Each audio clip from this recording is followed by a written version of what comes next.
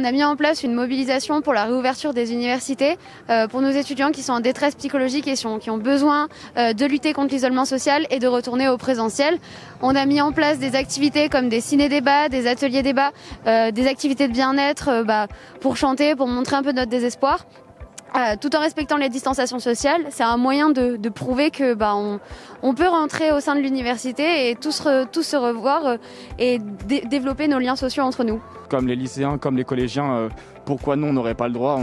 On a l'impression d'être considérés comme des gamins alors qu'on a tous plus de 20 ans quasiment et on est responsables et de septembre à octobre on avait quand même des cours en présentiel et il n'y avait pas plus de clusters que ça, en tout cas à l'USMB, donc on trouve ça un peu aberrant, surtout les annonces gouvernementales qui sont là juste pour faire taire les étudiants et il n'y a vraiment aucune considération.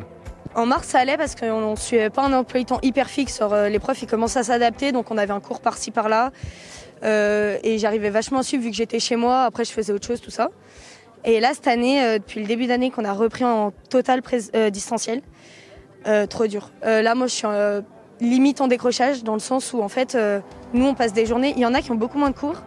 Mais nous, on passe des journées où on fait genre 8h, 17h, voire 19h. Là, ce soir, on finit à 20h, tout en distanciel. Donc, c'est hyper compliqué en fait de rester devant son ordi et de rester motivé toute la journée.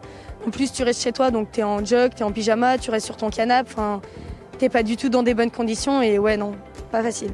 Nous, ce qu'on veut, c'est un professeur en face de nous, histoire de suivre le cours correctement parce que c'est plus possible. Passer 8 heures devant un ordi, merci quoi, on en a marre.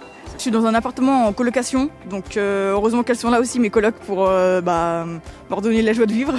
Parce que vraiment, passer nos journées en visio et être tout seul dans un appartement, je sais pas comment je le vivrais, mais sûrement très mal. Le plus dur, c'est l'isolement, bien entendu, mais pas que ça, c'est surtout au niveau de... En fait, en tant qu'être humain, on a besoin du contact des gens et on a besoin aussi d'une certaine rigueur. Parce que quand il y a trop de laisser-aller, c'est un peu mon cas et je pense que c'est beaucoup le cas pour tout le monde, on a besoin d'être un peu encadré, on va dire. Parce que quand on a trop de mou, là on est au royaume de la distraction chez nous. On peut pas être concentré comme on est concentré en classe.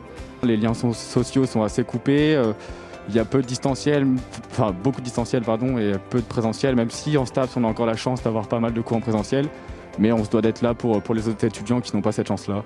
Même d'être actif pendant un cours, c'est compliqué. Les professeurs ne sont pas forcément formés pour faire des cours très dynamiques, même s'ils font de leur mieux, et ça on le souligne du côté des étudiants. Donc on essaye de rendre les cours plus dynamiques et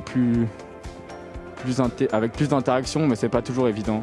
La plus grosse demande, c'est le retour à l'université, la réouverture des restaurants universitaires, que ça soit en livraison, mais faut que ça soit mis, un accompagnement de l'université, un développement des personnels administratifs, mais pédagogiques.